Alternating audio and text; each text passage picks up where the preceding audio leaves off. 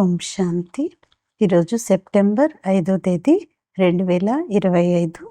శ్రీబాబా వినిపించిన మురళీ సారాంశము. మధురమైన పిల్లలు, ఎప్పటి వరకు మనం పావనంగా అవ్వమో అప్పటి వరకు తండ్రిని స్మృతి చేస్తూ ఉంటాం. ఒక్క తండ్రినే ప్రేమిస్తామని మీరు ప్రతిజ్ఞ చేస్తారు అంటున్నారు బాబా. ప్రశ్న: తెలివైన పిల్లలు సమయాన్ని చూస్తూ ఎలాంటి పురుషార్థం చేస్తారు? సమాధానం: అంత్యంలో శరీరం వదిలినప్పుడు ఒక్క బాబా స్మృతి తప్ప వేరెవ్వరి స్మృతి రాకూడదు. అలాంటి పురుషార్థాన్ని తెలివైన పిల్లలు ఇప్పటి నుంచినే చేస్తూ ఉంటారు. ఎందుకంటే కర్మాతీతులుగా అయి వెళ్ళాలి. అందుకు ఈ పాత శరీరం పైన మమకారాన్ని తొలగిస్తూ ఉండండి. ఇక మేము బాబా వద్దకు వెళ్తున్నాం, అంతే చాలు అనే భావన ఉండాలి అంటున్నారు బాబా. పాట: వారు మా నుండి దూరం కారు. మంచిది.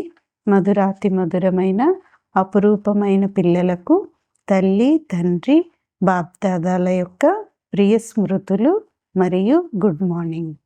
ఆత్మిక తండ్రి, ఆత్మిక పిల్లలకు నమస్తే. ఆత్మిక పిల్లలు ఆత్మిక తల్లి తండ్రికి ప్రియ స్మృతులు, గుడ్ మార్నింగ్ మరియు నమస్తే నమస్తే. ధారణ కొరకు ముఖ్యమైన సారం. మొదటి పాయింట్: సర్వశక్తివంతుడైన తండ్రి మాతో ఉన్నారనేది సదా స్మృతిలో ఉండాలి. ఈ స్మృతి ద్వారా శక్తి ప్రవేశిస్తుంది, వికర్మలు భస్మమవుతాయి. శివశక్తి పాండవ సేన అని పేరుంది కనుక ధైర్యాన్ని చూపించాలి. పిరికివారుగా అవ్వరాదు అంటున్నారు బాబా. రెండవ పాయింట్: జీవించి ఉండే మరణించిన తరువాత నేను సమర్పణ అయ్యాను అనే అహంకారం రాకూడదు.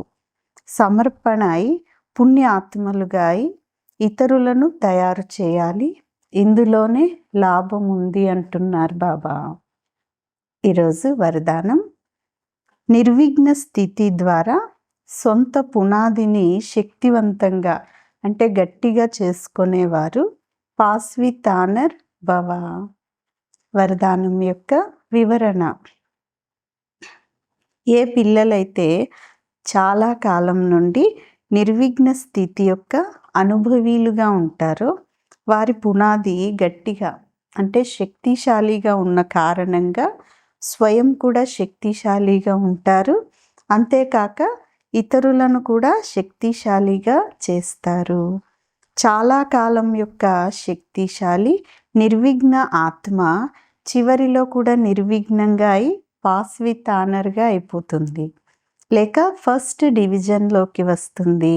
కనుక సదా చాలా కాలము నుండి నిర్విఘ్న స్థితిని అనుభవం చేయాలనే లక్ష్యం తప్పకుండా ఉండాలి అంటున్నారు బాబా.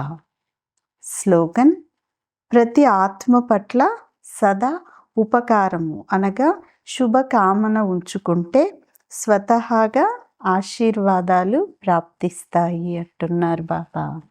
మంచిది. ఓం శాంతి.